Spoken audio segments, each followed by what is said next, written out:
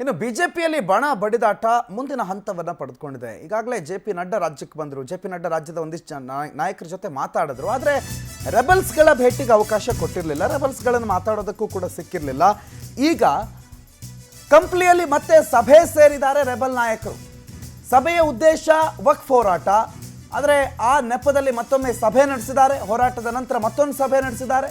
ಶಾಸಕ ಬಸನಗೌಡ ಪಾಟೀಲ್ ಯತ್ನಾಳ್ ನೇತೃತ್ವದಲ್ಲಿ ಈ ಸಭೆ ನಡೆದಿದೆ. ಹೈಕಮಾಂಡ್ ಕರೆದಿದೆಯಂತೆ. ಹಾಗಾಗಿ ನಾಳೆ ದೆಹಲಿಗೆ ಯತ್ನಾಳ್ ಅಂಡ್ ಟೀಮ್ ಹೊರಡುತ್ತೆ. ರಾಜ್ಯಾಧ್ಯಕ್ಷರ ಬದಲಾವಣೆಯ ಕುರಿತು ಇಲ್ಲಿ ಚರ್ಚೆ ಆಗೋ ಸಾಧ್ಯತೆ ಇದೆ. ಸಭೆಯಲ್ಲಿ ಮಾಜಿ ಸಚಿವ ಅರವಿಂದ ಲಿಂಬಾವಳಿ, ರಮೇಶ್ ಜಾರಕಿಹೊಳಿ, ಶ್ರೀಮಂತ ಪಾಟೀಲು, ಮಾಜಿ ಸಂಸದ ಜಿ.ಎಂ. ಸಿದ್ದೇಶ್ವರ, ಪ್ರತಾಪ್ ಸಿಂಹ, ಶಾಸಕ ಬಿ.ಪಿ. ಹರೀಶ್, ಕುಮಾರ್ ಬಂಗಾರಪ್ಪ ಸೇರಿದಂತೆ ಹಲವು ನಾಯಕರು ಭಾಗಿಯಾಗಿದ್ರು, ಉಪಸ್ಥಿತರಿದ್ದರು.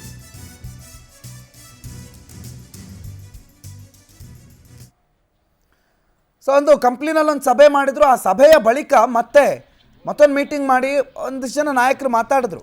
ಆ ಮೀಟಿಂಗ್ನಲ್ಲಿ ದೆಹಲಿಗೆ ಕರೆದಿರೋದ್ರ ಬಗ್ಗೆ, ದೆಹಲಿಯಲ್ಲಾಗೋ ಚರ್ಚೆಗಳ ಬಗ್ಗೆ ಡಿಸ್ಕಷನ್ ಆಗಿದೆ ಅನ್ನೋದು ಮಾಹಿತಿ. ಅದಲ್ಲದೆ ಆ ಮೀಟಿಂಗ್ನಲ್ಲಿ ಬಹಳಷ್ಟು ಜನ ಬಿಜೆಪಿಯ ರೆಬಲ್ ನಾಯಕರು ಅಂತ ಗುರುತಿಸ್ಕೊಂಡವರು ಎಲ್ಲರೂ ಕೂಡ ಇದ್ದರು. ಹಾಗಾಗಿ ಈ ಸಭೆ ಈ ಏನು ಮೀಟಿಂಗ್ ಮಾಡಿದ್ದಾರೆ, ಈ ಮೀಟಿಂಗ್ನಲ್ಲಿ ಬಹಳ ಪ್ರಮುಖ ವಿಚಾರಗಳ ಚರ್ಚೆ ಆಗಿದೆ ಮತ್ತು ನಾಳೆಗೆ ದೆಹಲಿ ಹೋಗೋದ್ರ ಬಗ್ಗೆ ಕೂಡ ಚರ್ಚೆ ಆಗಿದೆ ಅನ್ನೋ ಮಾಹಿತಿ ಇದೆ. ರಾಘವೇಂದ್ರ ಈ ಬಗ್ಗೆ ಮಾಹಿತಿ ಕೊಡ್ತಾರೆ, ಫೋನ್ ಸಂಪರ್ಕದಲ್ಲಿದ್ದಾರೆ. ರಾಘವೇಂದ್ರ, ಕಂಪ್ನಿನಲ್ಲಿ ಒಂದು ಸಭೆ, ಬಹಿರಂಗ ಸಭೆ, ಅದರ ಜೊತೆಗೆ ತಮ್ಮದೇ ಆದಂಥ ಒಂದು ಗುಪ್ತ ಸಭೆಯನ್ನು ಮಾಡಿದ್ದಾರೆ. ಏನೇನು ಚರ್ಚೆ ಆಗಿದೆ, ಯಾರ್ಯಾರಿದ್ರು ಈ ಸಭೆಯಲ್ಲಿ, ಏನು ಕಾರ್ಯಕಲಾಪಗಳು ರೆಬಲ್ಸ್ ಟೀಮ್ದು? ಪ್ರಣತ್, ಏನಂದ್ರೆ ಇತ್ತೀಚೆಗೆ ಸಾಕಷ್ಟು ಸೈಲೆಂಟ್ ಆಗಿತ್ತು ಬಿಜೆಪಿಯ ಭಿನ್ನರ ಬಣ. ಇದೀಗ ಮತ್ತೆ ಆಕ್ಟಿವ್ ಆಗಿರ್ತಕ್ಕಂಥದ್ದು. ವಕಾಫ್ ವಿಚಾರಕ್ಕೆ ಸಂಬಂಧಪಟ್ಟಂತೆ 2ನೇ ಹಂತದ ಹೋರಾಟವನ್ನ ಇದೀಗ ಆರಂಭ ಮಾಡಿರ್ತಕ್ಕಂಥದ್ದು. ಆ ವಿಚಾರಕ್ಕೆ ಸಂಬಂಧಪಟ್ಟಂತೆ ಕಂಪ್ಲಿಯಲ್ಲಿ ನಿನ್ನೆ ಆ ಟೀಮು ಜೊತೆಯಾಗಿತ್ತು. ಹೀಗಾಗಿ ಒಂದು ಖಾಸಗಿ ರೆಸಾರ್ಟ್ ನಲ್ಲಿ ಇಡೀ ಸುಮಾರು 15ಕ್ಕೂ ಹೆಚ್ಚು ಮಂದಿ ಶಾಸಕರು ಯತ್ನಾಳ್ ಅವರ ಬಣದಲ್ಲಿ ಗುರ್ತಿಸ್ಕೊಂಡಿರ್ತಕ್ಕಂಥದ್ದನ್ನ ನಾವು ನೋಡ್ಬೋದಾಗಿದೆ. ಏನು ಕಂಪ್ಲಿಯಲ್ಲಿ ಒಂದು ರೆಸಾರ್ಟ್ ಒಂದಲ್ಲಿ ಕೂತ್ಕೊಂಡು ಸಭೆಯನ್ನ ಮಾಡಿರ್ತಕ್ಕಂಥದ್ದು. ಯಾಕಂದ್ರೆ 6ನೇ ತಾರೀಕು ಅಂದ್ರೆ ನಾಳೆ ದೆಹಲಿಗೆ ಆ ಟೀಮ್ ಹೋಗ್ತಾ ಇರ್ತಕ್ಕಂಥದ್ದು. ವಕಾಫ್ ವಿಚಾರಕ್ಕೆ ಸಂಬಂಧಪಟ್ಟಂತೆ ಕೆಲವೊಂದಿಷ್ಟು ವಿಚಾರಗಳನ್ನ ವಿನಿಮಯ ಮಾಡ್ಕೊಳ್ಳೋದಕ್ಕೆ, ಜೊತೆಗೆ ರಾಷ್ಟ್ರೀಯ ಮುಖಂಡರ ಬುಲಾವ್ ಮೇರೆಗೆ ದೆಹಲಿಗೆ ಯತ್ನಾಳ್ ಬಣ ಹೋಗುತ್ತೆ ಅನ್ನೋದನ್ನು ಸಹ ಹೇಳಲಾಗ್ತಾ. ಹೀಗಾಗಿ ನಾಳೆ ಯಾವ ರೀತಿ ನಾವು ಮಾತನಾಡಬೇಕು ಅಲ್ಲಿ ಹೈಕಮಾಂಡ್ ಅಂಗಳದಲ್ಲಿ ಕೂತ್ಕೊಂಡಾಗ ಅನ್ನೋದ್ರ ಬಗ್ಗೆ ಚರ್ಚೆಯನ್ನು ಮಾಡಲಾಗಿದೆ ಅಂತ ಹೇಳಲಾಗಿದೆ. ಯಾಕಂದ್ರೆ ಪ್ರಮುಖವಾಗಿ ಅವರ ಅಜೆಂಡಾ ಇರ್ತಕ್ಕಂಥದ್ದು ರಾಜ್ಯಾಧ್ಯಕ್ಷರಾಗಿರ್ತಕ್ಕಂತಹ ವಿಜಯೇಂದ್ರ ಅವರನ್ನ ಕೆಳಗಡೆ ಇಳಿಸಿ ನಾವು ಸೂಚಿಸಿರ್ತಕ್ಕಂತಹ ವ್ಯಕ್ತಿಗೆ ಅಥವಾ ಏನು ಎಲ್ಲರನ್ನೂ ಸಹ ಒಟ್ಟಿಗೆ ಕರ್ಕೊಂಡು ಹೋಗ್ತಕ್ಕಂತಹ ವ್ಯಕ್ತಿಗೆ ಪಟ್ಟವನ್ನ ಕೊಡಬೇಕಂತ ಹೇಳ್ಬಿಟ್ಟು ಡಿಮ್ಯಾಂಡ್ ಅನ್ನ ಮಾಡ್ತಾ ಇರ್ತಕ್ಕಂಥದ್ದು. ಹೀಗಾಗಿ ಸಾಕಷ್ಟು ದಿನಗಳಿಂದಲೂ ಸಹ ವಿಜಯೇಂದ್ರ ವಿರುದ್ಧ ಕತ್ತಿಯನ್ನ ಆ ಟೀಮ್ ಮಸಿತಾ ಇರ್ತಕ್ಕಂಥದ್ದು. ಹೀಗಾಗಿ ವಿಜಯೇಂದ್ರ ಅವರನ್ನ ಬದಲಾವಣೆ ಮಾಡ್ಲೇಬೇಕು. ಯಾಕಂದ್ರೆ ಈಗ ಫೆಬ್ರವರಿಯಲ್ಲಿ ರಾಜ್ಯಾಧ್ಯಕ್ಷರ ಬದಲಾವಣೆ ಆಗುತ್ತೆ.